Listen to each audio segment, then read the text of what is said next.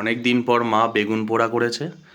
পুরো বেগুনটা পোড়ানোর পর দেখা গেল বেগুনের মধ্যে পোকা। কয় পোকাটা কয়? পোকা কোথায় আছে? এটা কিরকম লাগছে?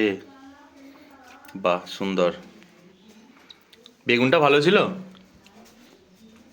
হ্যাঁ মা? এ বাবা, কি খাবো? কেন, কি হয়েছে? এই যে পোকা। এ বাবা, পোকাটা তো সেদ্ধ হয়ে গেছে পুরো।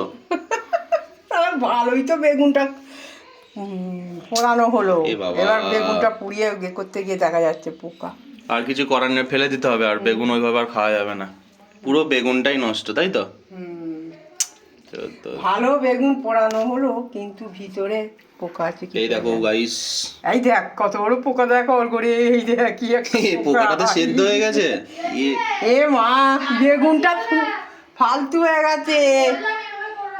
এ মা, দেখি হাতটা সরা দেখি কি পোকাটা। করে জানবো ভালো বেগুন? এ হে, বেগুনে পোকা হয়ে গেছে। হ্যাঁ।